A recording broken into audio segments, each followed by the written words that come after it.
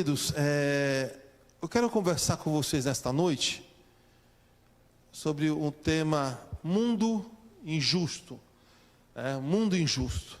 Então, pensando nisso, tudo que está acontecendo aqui, no nosso mundo, quanto à pandemia, em nosso país especificamente, quanto à crise econômica, à corrupção desenfreada, nós pensamos neste tema e refletimos durante a semana no Salmo 37, do versículo 1 ao versículo 8. Então, abra aí a sua Bíblia impressa ou digital, ou acompanhe na tela do seu computador, da sua TV ou do seu smartphone, o texto do Salmo 37, do versículo 1 ao versículo 8. Salmo 37, do versículo 1 ao versículo 8. Diz assim a palavra do Senhor: Não te aborreças por causa dos homens maus, não tenhas inveja dos malfeitores, pois em breve secarão como relva, murcharão como erva verde. Confia no Senhor e faz o bem, assim habitarás na terra e te alimentarás em segurança. Agrada-te também do Senhor e Ele satisfará o desejo do teu coração. Entrega teu caminho ao Senhor, confia nele e Ele tudo fará. Fará a tua justiça sobressair como a luz, e teu direito como o meio-dia. Descansa no Senhor e espera nele. Não te aborreças por causa daquele que prospera em seu caminho, por causa do que trama o mal. Deixa a ira e abandona o furor. Não te aborreças, pois isso só lhe trará o mal. O Salmo 37 traz uma reflexão sobre o mundo injusto.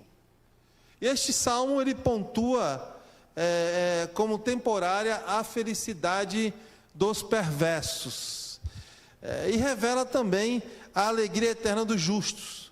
Então ele faz um contraste com a vida dos perversos e a vida dos justos. E Davi foi quem escreveu este salmo. E Davi escreveu este salmo na sua velhice, como nos diz ali o versículo 25, onde ele diz: fui moço, hoje sou velho. É um registro de uma experiência de vida. E o Salmo 37 desperta certos questionamentos. Por exemplo, por que os justos são oprimidos? Por que os perversos prosperam? Por que os maus parecem viver felizes? Por que a maldade parece prevalecer? São questionamentos. E de forma extraordinária, cada uma dessas questões são respondidas sob a ótica humana, da ótica da providência de Deus, e não sob a ótica humana. O salmista trabalha com a providência de Deus. E na narrativa que lemos, nós percebemos a expressão não te aborreças, no versículo 1, versículo 7, versículo 8. Ou seja, o salmista não está aceitando a injustiça empregada pelos perversos. E é assim que você deve agir. Você não pode aceitar a injustiça que é empregada pelos perversos. Mas daí ele toma a seguinte decisão: ele resolve não se aborrecer. E por quê? Porque o versículo 9 diz que os malfeitores serão exterminados. Os malfeitores serão exterminados. E com toda a experiência de vida, Davi antevê que em pouco tempo os perversos não mais existirão. Versículo 10. No versículo 13, Davi enfatiza que o Senhor ri do homem mau, pois vê que o fim de seus dias está chegando. E nos versículos 16 e 25 do Salmo 37, Davi conclui que o pouco que o justo tem vale mais que as riquezas dos perversos. E afirma que nunca viu o justo mendigar o pão. O velho Davi, que por muitas vezes flertou com a injustiça, com a maldade, com a corrupção, agora anseia pela justiça de Deus, pela justa herança incorruptível do Senhor. E ele afirma o seguinte, versículo 9 do Salmo 37, os que esperam no Senhor herdarão a terra. Versículo 11, os humildes herdarão a terra e se deleitarão na plenitude da paz. Versículo 18, o Senhor conhece os dias dos íntegros, e a herança deles permanecerá para sempre. Versículo 19, versículo 22, os abençoados pelo Senhor herdarão a terra. E o versículo 29, os justos herdarão a terra e habitarão nela para sempre. Observe que nestes versículos nós percebemos a palavra herdarão, herança. E a pergunta é: que herança é essa?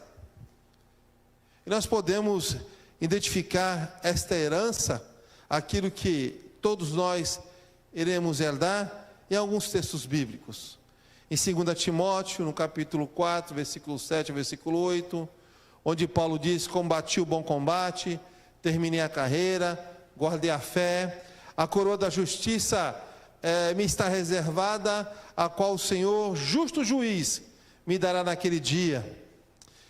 1 de Pedro capítulo 1, versículos 3 e 4, onde diz: bendito seja o Deus e Pai de nosso Senhor, que nos regenerou para uma viva esperança, segundo a sua misericórdia, pela ressurreição de Jesus Cristo dentre os mortos, para uma herança que não perece, não se contamina, nem se altera, reservada nos céus para nós. Tiago, capítulo 1, versículo 12, feliz o homem que suporta a provação com perseverança, porque depois de aprovado, receberá a coroa da vida que o Senhor prometeu.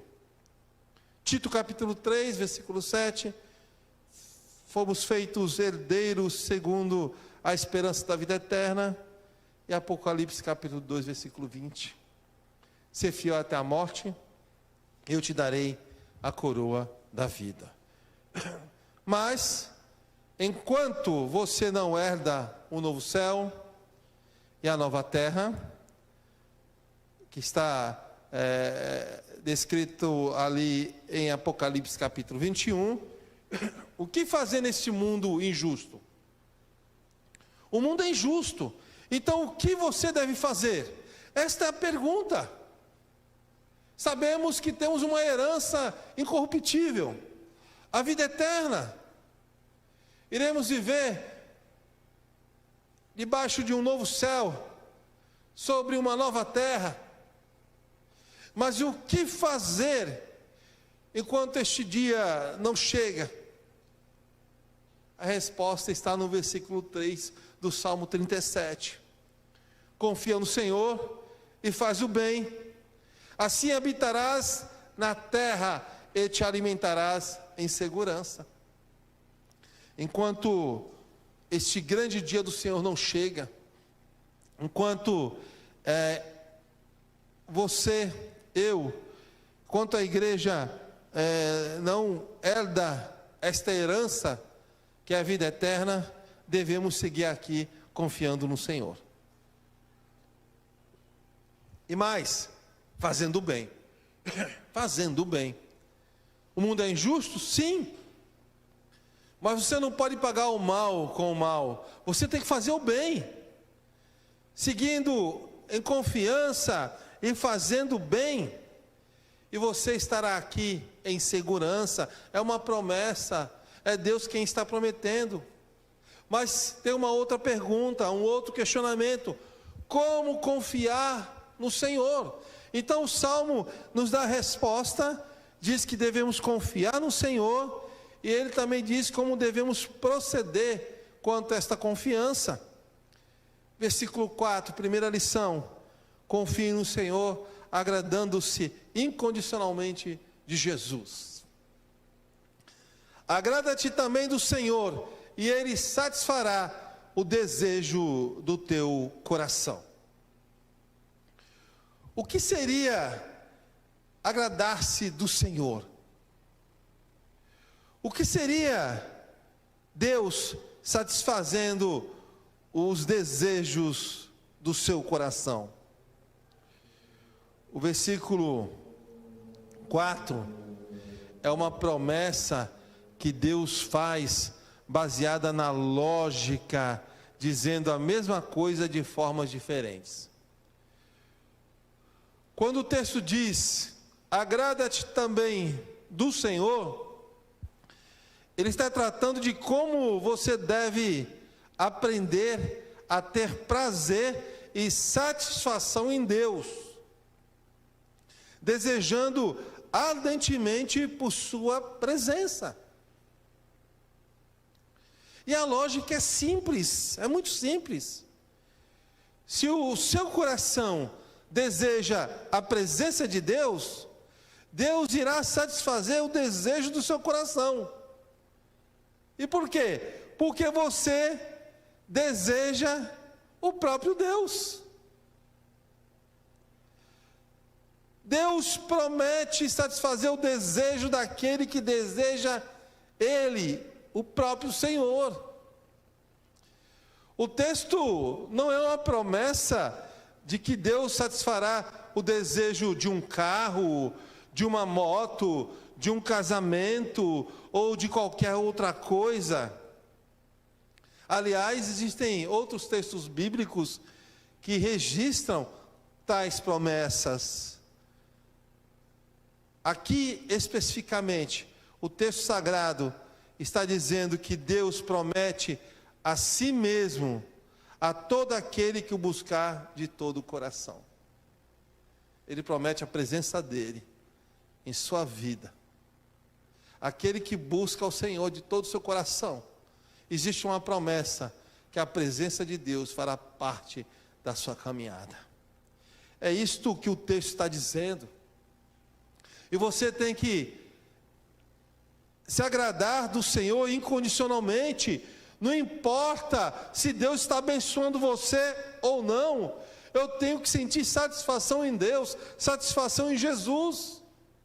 Mas muitas vezes o coração humano, tão endurecido, só sente satisfação no Senhor quando alguma coisa é realizada em sua vida, quando a pessoa conquista algum bem material, ou alguma cura impossível, ou um relacionamento restaurado. Aí sim eu vou me satisfazer, me deleitar no Senhor.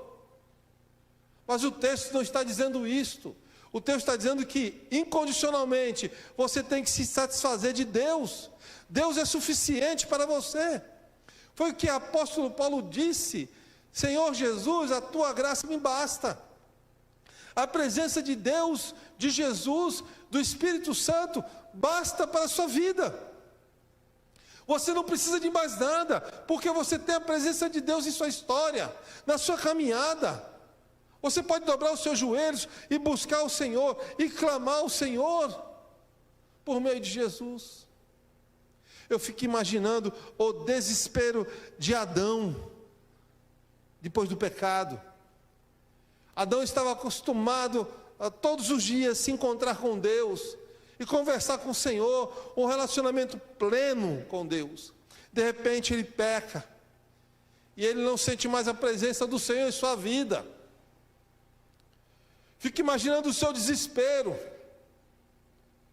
aquelas conversas com o pai. Onde está o pai? Não sinto mais a presença do pai. Quem sabe você esteja nessa situação, mas eu quero dizer que Jesus é a ponte, Jesus é o caminho, é Jesus quem leva você até Deus. É por isso que você tem que se agradar incondicionalmente de Jesus, não importa se Ele realize ou não algo em sua vida, porque a maior coisa para a sua vida Ele já fez, que foi a salvação, a sua herança, a coroa da vida.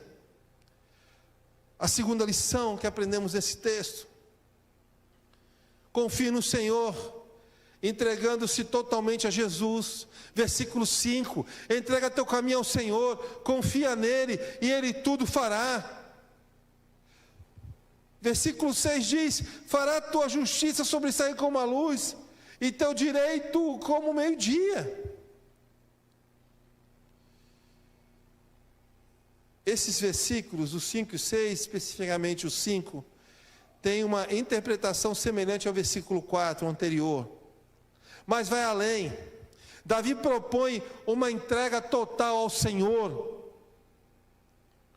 ou seja, o rumo de sua vida deve ser confiado a Deus. Você tem que confiar a sua vida a Deus, e sob a tutela de Jesus, e confiando nele, todo mais será realizado em sua vida. Entretanto, isto implica em submissão. Submissão é a única coisa que podemos oferecer a Deus, que você pode oferecer a Deus. É por isso que você deve entregar todo o seu ser e tudo o que você tem a Deus, e o Senhor realizará os propósitos que Ele estabeleceu para a sua vida. Submissão, entregue totalmente sua vida ao Senhor. Observe o que a Bíblia diz a respeito da entrega. Salmo 116, versículos 12, 13 e 14. Que darei ao Senhor por todos os benefícios que Ele tem me dado. Tomarei o cálice da salvação, invocarei o nome do Senhor, cumprirei meus votos ao Senhor na presença de todo o seu povo. Salmo 55, versículo 22, entrega tuas ansiedades ao Senhor, e Ele te dará sustentação, nunca permitirá que o justo seja abalado. Provérbios 16, versículo 13, entrega tuas obras ao Senhor, e teus planos serão bem-sucedidos. Provérbios 23, versículo 26, meu filho, dá-me o teu coração. É Deus pedindo o teu coração, e que os teus olhos se agradem dos meus caminhos. Que coisa maravilhosa! Em Mateus capítulo 6, versículo 33, Jesus diz: buscai primeiro o seu reino e a sua justiça, e todas essas coisas vos serão acrescentadas. Busque o reino de Deus, se entregue a Deus, entregue sua vida totalmente ao Senhor, totalmente a Deus. Entregue-se, renda-se aos pés de Jesus, não tenha medo, Ele é o único que pode sustentar a sua vida, mas para que isso aconteça, você precisa se entregar a Ele, você precisa se jogar aos seus pés, totalmente, Deus não quer você pela metade, Jesus não quer você pela metade, Ele quer você todo. Então entregue sua vida totalmente a Ele. A terceira e última lição, versículo 7 do Salmo 37. Confie no Senhor, descansando plenamente em Jesus. Descansa no Senhor e espera nele. Não te aborreças por causa daquele que prospera em seu caminho, por causa do que trama o mal. Descanse em Deus, pois Ele estará com você todos os dias, até a consumação do século. Mateus capítulo 28, versículo 20. Eu quero dizer a você nesta noite, que a segurança e a proteção que você tanto necessita não vem da natureza. Jeremias capítulo 3, versículo 23 diz que, na verdade, os outeiros não passam de ilusão. Não vem das autoridades constituídas. Salmo 146, versículo 3 diz: não confieis em príncipes, nem nos filhos dos homens, em quem não há salvação. Não vem do próprio ser humano. Jeremias 17, versículo 5: maldito o homem que confia no homem. Não vem das riquezas. Provérbios capítulo 11, versículo 4 diz: não aproveitam as riquezas no dia da ira, no dia do juízo. Então, no dia do juízo, por mais que você seja rico, não vai lhe adiantar de nada.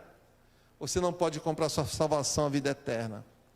Mas eu quero dizer nesta noite a você, que a sua segurança e a sua proteção, aquilo que você tanto necessita, vem da certeza de que o socorro vem do Senhor. Salmo 121, versículo 2: o Senhor que fez os céus, o Senhor que fez a terra, o seu socorro vem do Senhor.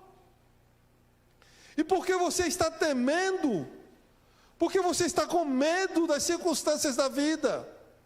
Clame ao Senhor, pois Ele estará vindo ao seu encontro para cuidar de você. E por que o socorro vem do Senhor? Porque Deus é um Deus de batalha. Segundo Crônicas capítulo 32, versículo 8, diz: como Ele está o braço da carne, mas conosco o Senhor nosso Deus, para nos ajudar e para guerrear as nossas guerras. O Senhor ajuda você a guerrear as suas guerras. O Senhor é a nossa defesa, é a sua defesa. Salmos 5, versículo 11: mas alegrem-se todos os dias os que confiam no Senhor, porque Ele é quem defende. O Senhor é a sua fortaleza. Segundo Samuel capítulo 22, versículos 2 e 3, o Senhor é a minha rocha, a minha cidadela, o meu libertador, o meu Deus, o meu rochedo, em quem me refugio. O Senhor é o seu escudo. Salmo 33, versículo 20, nossa alma espera no Senhor, nosso auxílio e escudo. Em Romanos capítulo 8, versículo 31, o apóstolo Paulo nos faz uma pergunta: se Deus é por nós, quem será contra nós? Se Deus é por você, quem será contra você? Quem será? Ninguém pode com você, porque Deus é por você. E no mesmo capítulo de Romanos, capítulo 8, no versículo 37, Paulo diz que somos mais que vencedores. Você é mais que vencedor. Você é mais que vencedor. Para você refletir e praticar. O mundo é injusto. É injusto. E por que eu digo que o mundo é injusto? Porque atualmente, em plena crise sanitária, em plena crise econômica, em plena crise de moralidade, os poderosos se deleitam à custa de um povo sofrido e desprovido. E o contraste é dantesco. Enquanto pessoas injustas, pessoas perversas, desfrutam de moradias luxuosas, de milhões e milhões de reais, de iguarias como alimentos, de bebidas caras, de roupas de grife, os justos muitas vezes desfrutam do mais básico para sobreviverem. O mundo é injusto. Aquele que é honesto passa por dificuldades, e aquele que é desonesto vive uma vida